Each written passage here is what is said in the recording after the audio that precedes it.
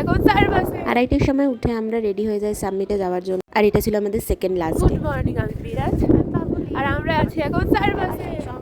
এত অন্ধকার, এত কিছু ওঠার সময় মানে নেক্সট লেভেলে আমরা যেরকম ন্যাশনাল জিওগ্রাফি দেখতাম ঠিক সেরকম। নাগারু থেকে প্রায় 5 কিলোমিটার হেঁটে আমরা সাবমিটে আসি। ফাইনালি উই ডিড ইট, যেটা আমরা বিশ্বাস করতে পারছিলাম না। আমাদের মনে হচ্ছিল এটা সাবমিট না, আরেকটু উঁচুতে উঠলে হয়তো আমরা সাবমিট পাবো, কিন্তু না, এটাই সারপাস। হাই অল্টিটিউডের কারণে ওই জন্য আমার হালকা শরীর খারাপ হয়ে যায়। তো যাই হোক, আমরা সারপাস সাবমিট করার পরে আমরা যাই বিসখারির দিকে। ওইখানের রাস্তা আরো ভয়ানক ছিল, তাই কোনোই ক্লিপ নেওয়া হয়নি। আর এটা ছিল পার্বতী ভ্যালি। এখানে একটা স্টেপ ভুল নেওয়া মানে প্রায় 1 কিলোমিটারের বেশি এরকম স্লাইড করে নেমেছি, যেটা দেখে প্রচন্ড ভয় লাগছিল, কিন্তু তারপর করে ফেলার পরে আর কোনো ভয় নেই। চা কফি ম্যাগি খাওয়ার পরে আমরা বরফ, পাথুরে মাটি, কাদা সব পেরিয়ে এসে আমাদের ক্যাম্প সাইডে আসি। আর এখানে এসে যথারীতি আমরা উনো খেলতে শুরু করে দিই। আমরা যতই মরার মতো টায়ার্ড থাকি, উনো খেলা ইজ মাস্ট।